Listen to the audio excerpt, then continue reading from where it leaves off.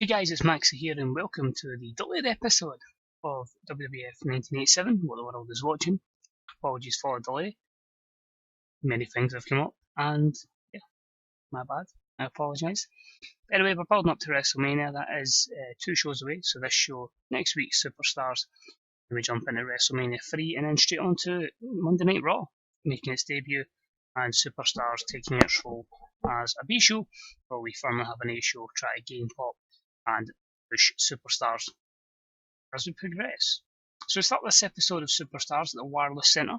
It probably wasn't around back then, but I needed some venues, so it's a present day mod that's given them. Anyway, we start the show with Hulk Hogan. And he says, "Tonight on Superstars, you're going to see something never before, brother. With Andre sitting at home until WrestleMania, I'll be here again preparing to put on a show for all the many Hulksters out there. Tonight, brother, I tag up with my former nemesis, now friend, Rowdy Roddy Piper, and me and the Piper will face off against Greg the Hammer Valentine and Brutus the Barber Cake. A Jack Stack main event, I would say. They call themselves the Dream Team, but we all know the real Dream Team the world wants to see is Hulk Hogan and Rowdy Roddy Piper brother. So, big main event, as I say, playing off that Andre's not taking it lightly, but just doesn't want any distractions, just want to be mentally sound and ready for the big, massive championship fight. So 891, the main storyline gained a bit of momentum, but lost heat, which is quite disappointing. Hulk Hogan came out of it looking excellent, the crowd got hotter, but yeah, it's the standard Hogan promo. To get him on the show as well, to give us an extra 2,000 people, as he is our figurehead as well. Opening match was a decent matchup that saw the Junkyard Dog defeat Dino Bravo in 750. This was a C+67, not great selling from Dino Bravo, but he does the job putting over the JYD. 75 plays 55 in terms of performances, and yeah, not ideal when the Junkyard Dog is having hard drugs and painkillers, not great, and a lack of selling in the match as well. Welcome to the 80s, and Tony Greer confirms that JYD was out of his face. Not great. Maybe need a wellness policy. Imagine that in the 80s. Anyway, and about the had subpar wrestling and little heat was the team of Iron Sheik and Nikolai Volkov that defeated Tom McGee and Siva Afe in 621.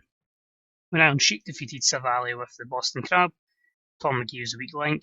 Simple matchup, gaining some momentum for the heels here, the heel tag team, and a C60 performance. You can see clearly by the performances who was obviously going over, and a good victory and some improvements in the match as well for Shiki and Volkov. Hard drugs for Shiki as well. He was wasted. This is fantastic. These Monday Night Raws in 2 hours are going to be fantastic at this rate. Anyway, promo from Shiki and Volkov, and Shiki takes the mic and says, "We showed in Wrestling Challenge that the killer bees do not sting, so I had them attack them. We showed the world that you are nothing but all stupid Americans, and at WrestleMania, we'll show you all why Iran #1, Russia #1, America, that's always one of my favourite Shiki promos. Just hilarious. But C63 building some heat up for the commies versus the bees at WrestleMania. So really just focusing on the undercard of WrestleMania this show, but there is some further up the card. We then have a decent matchup that had Butch Reed defeat Lanny Poffo in 817 with the Gorilla Press Slam, C64. Again, just putting over Butch Reed there, giving him some momentum going into WrestleMania. A few negatives there with the low locker room morale. Butch Reed is a promo, and I actually went to YouTube some Butch Reed promos. Ironically, one was actually on the man he talks about here. I've been watching the back before my match, and I get something to want to say. Junkyard Dog, what the hell are you playing at? You're an embarrassment, fool. I'm here trying to break boundaries in this world, and you're nothing but to make a mockery of that with your antics.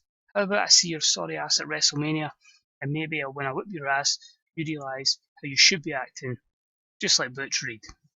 So C+67, day 2 I believe I had a few at this time, and yeah, it wasn't even with WWF this promo that I watched, so just wanted a bit of a vibe and an idea of how Butch Reed portrayed himself in promos, and yeah, I was quite promo.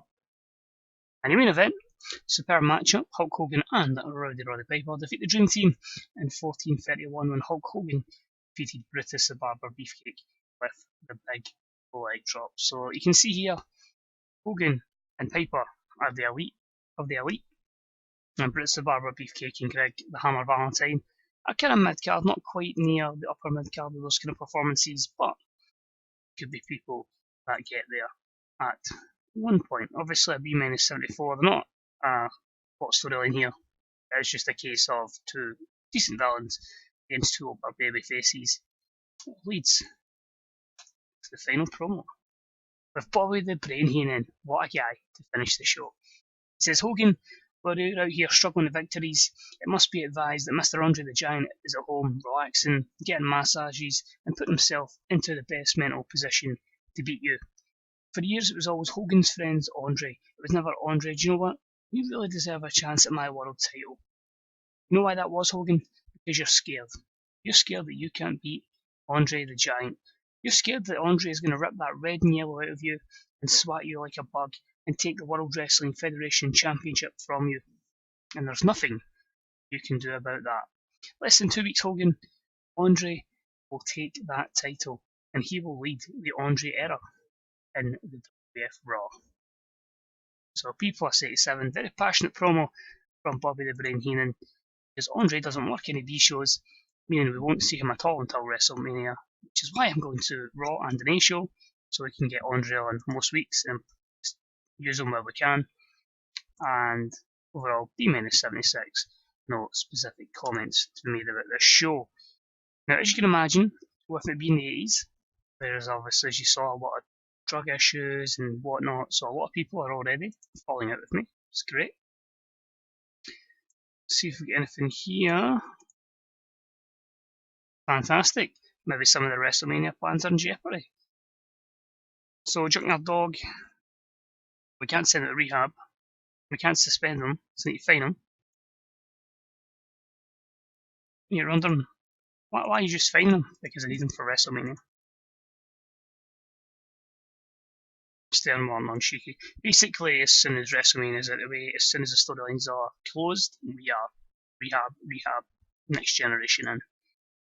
So you can see there, a couple of people annoyed, that's still understandable. Hogan doesn't like Lanny Poffo, and neither does the Sheik, and a 1.3 on Superstars of Wrestling. Now the last thing I want to show you, two things. So one, we are Vince McMahon. I think he was called Vince, yep. So if I just click on Vince, you'll see here, lots of simmering tensions, and quite a few of them have been done in this save already. So there's a few, you had a lot of these already in the game, but yeah, quite a lot of them are missed at me. That happens. As you can see there, Dino Bravo suspended, Slick suspended, Johnny Valiant suspended, Jack Tunney as well, of all people, and we're still waiting on injuries clearing up for Ivan Putski and Superstar Billy Graham. So that's the thing I was going to show. It was just the storylines effectively, so that's what we're running. So you're going to see these matches at WrestleMania, and most of them there, and then we'll kick on with a new generation of Raw first week of April. So anyway, sorry for the delay, much appreciated for taking the time out of your day to watch the video. If you enjoyed it, drop us a wee thumbs up. Any predictions for WrestleMania? If you know the card, or the storylines there, let us know how you think it's going over in certain matches. Is there anything you would have changed?